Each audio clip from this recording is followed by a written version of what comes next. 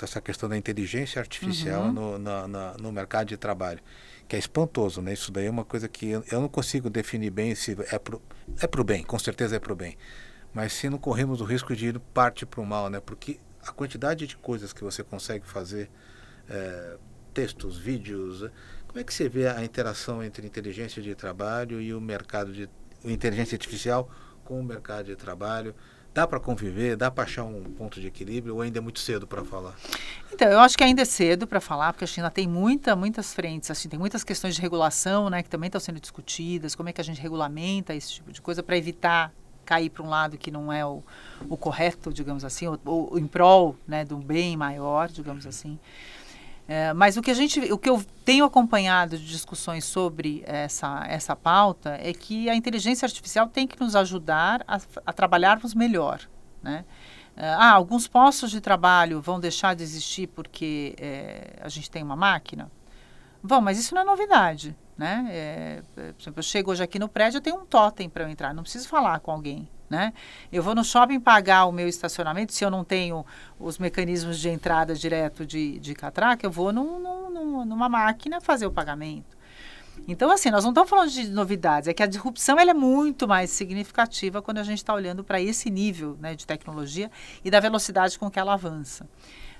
Mas eu diria que tem um espaço importante ainda a ser caminhado para a gente olhar de como a inteligência artificial nos auxilia nos contextos de trabalho para trabalharmos de maneira mais rápida, mais eficiente, né? Usarmos talvez isso como uma ferramenta e não como o trabalho em si. Mas essa é uma discussão longa, viu? Não, É uma discussão longa. Não, porque é exatamente isso que a gente conversa. É inevitável, pode aumentar a produtividade, mas por outro lado também pode ser um fake news danado que eu falo, né? Porque na medida que você perde poder de criação. Hoje você consegue fazer um vídeo, se você der os parâmetros, sai o vídeo pronto, né?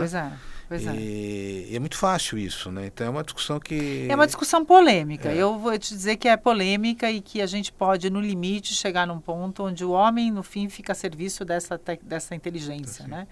Porque ele não vai mais usar a inteligência dele. Mas aí é uma conversa... Imagina isso com a juventude. Sim, porque concordo. a gente ainda tem o poder de discernimento. Porque a gente viveu uma outra realidade. Viveu outra realidade. Né? A gente tem o poder criativo, né? Então acho isso uma conversa... E para a gente, assim, para o encerramento da nossa conversa, eu queria saber sobre... você trabalha com executivos também. Isso. Os executivos estão entendendo esse movimento que a gente está vivendo, esse momento que a gente de transformação pós-pandemia, o C-Level, que é um pessoal de uma idade um pouco maior, mas profissionais com mais experiência, né? Vamos falar assim. Eles estão entendendo que a gente está vivendo uma revolução de costumes, hábitos e o que fazer para se adequar? Ou se não estão entendendo, como se adaptar a essa realidade? Olha, estão sim, então, porque as empresas, então, esse grupo de executivos está diante desses novos imperativos, digamos assim, no que a gente fala de mundo de negócios, né? Então, tem que trabalhar com essas diferentes gerações, tem que trazer a tecnologia, novos formatos de trabalho, novos vínculos de trabalho, como eu falei para você. Então, o jovem, ele já não vem tão leal, assim, né? Porque ele está aqui trabalhando hoje, como a gente falou, e daqui a pouco ele está num outro contrato de trabalho mais flexível. A gente tem outras formas hoje. Eu acho que o mundo hoje é mais múltiplo. E, portanto, essa multiplicidade traz também para o grupo de executivos, né, em nível decisório, a necessidade de entender essa multiplicidade, né, de contextos de trabalho, de conhecimento, de tecnologia, de um contexto até mais amplo de negócio, que é um contexto mais complexo, porque ele é também mais veloz.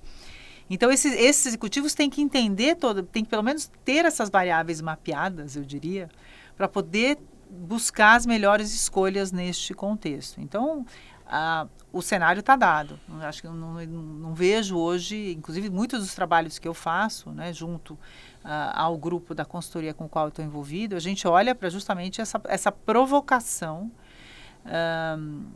que é absolutamente necessária. Por outro lado, a gente também continua falando, eu acho que esse é um lado, uma questão interessante, que no momento que a gente olha para esse futuro, né, que tem uma incerteza, que tem a ambiguidade que a gente fala, que é mais complexo, e é verdade, né? Porque o mundo é mais interconectado, né? As trocas são muito mais rápidas. Então, existe, de fato, uma nova complexidade, que não vou dizer nem que é nova, mas existe uma complexidade hoje que é diferente do que a gente tinha 50 anos atrás, né?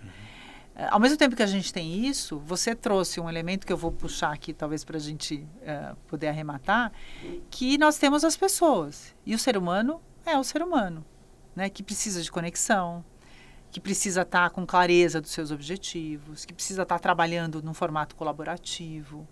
Então, os elementos que envolvem a natureza humana, digamos, vamos falar assim, eles não saíram de moda. A essência está lá. A essência está lá. A essência está lá. Então, o gestor, ele precisa continuar olhando para todas essas questões que estão muito perto da mão dele, no que tange a gestão, por exemplo, do seu time, enquanto olha para todas essas novas variáveis que abraçam essa dinâmica, digamos assim. E você sente que hoje há essa preocupação do gestor brasileiro?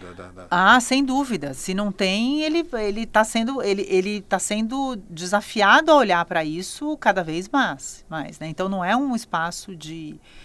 não dá para ele ficar alheio a esse tipo de coisa. Ele precisa cada vez mais estar olhando para isso. Mal comparando a história da Xerox, quer dizer, não se atualizou. Pois é. E o Xerox era sinônimo de cópia, né? Quer dizer, então, muitas empresas, né? Quer dizer, nós estamos nesse momento que o executivo precisa olhar o business dele de uma maneira diferente. Sim. As pessoas de maneira diferente. As pessoas, e aí você também fez uma menção, que eu acho que também arremata aqui a nossa conversa, que é poder fazer dos seus times os melhores times possíveis, certo? Então, como é que eu faço esse time ter o melhor desempenho possível, com toda a motivação, entregar o melhor para poder atingir os resultados? Isso só acontece se você olha para os aspectos, eu entendo, da natureza humana e entende as variáveis que estão por trás também. Então, não tem como um executivo estar dizendo, puxa, mas eu não sabia que isso estava acontecendo. Ele está sendo, né, a todo momento... Não, eu vou falar, sempre funcionou assim? Sempre funcionou assim, não. Mas essa frase tem que sair do vocabulário. Não, tem um movimento que é contínuo. E sim, sem dúvida, isso está batendo na porta de todo mundo, ou já entrou, na verdade, na sala de todos. E para encerrar, Ana, Brasil, você está otimista? Como é que você está vendo os próximos anos aí pela frente do Brasil, do desempenho? Você tem muito contato com o Reino Unido? Olha, eu sou uma pessoa em geral otimista, viu, Tamer? Eu olho para as coisas assim, eu acho que o Brasil é um país que vai em ciclos, né? Às vezes ele avança vários passos, depois ele volta mais ainda. Eu acho que a gente se acostuma a olhar para um pouco dessa frente, assim. Eu acho que temos ainda desafios significativos para percorrer este ano neste país, no sentido, né, de avanços das lições de casa, das formas como a gente também pode criar mais oportunidades aqui internamente. Mas eu acho que a gente caminha. Eu acho que temos aí um espaço importante de presença global, de poder crescer, né? A gente vê aí novos arranjos também geopolíticos. Então... acho que a questão do Brasil é a gente sempre querer que a gente fala, poxa, tem tanta coisa, né? Tem tanto potencial para que a gente pudesse avançar mais rápido e a gente não avança. Mas aí também tem questões históricas nossas que seguram ainda, né? Um pouco isso. Você falou em Londres, eu fui estudar em Oxford, você vai num dos colleges, conta 600 anos. Exatamente. Né? Só o college lá tem mais do que o Brasil, então tem muita história para passar. E o estrangeiro, quem está fora, olha o Brasil sempre com como um país de muita oportunidade. Então, eu gosto de olhar para isso, ainda sabendo que essas oportunidades poderiam ser muito melhor aproveitadas. Mas eu enxergo com otimismo.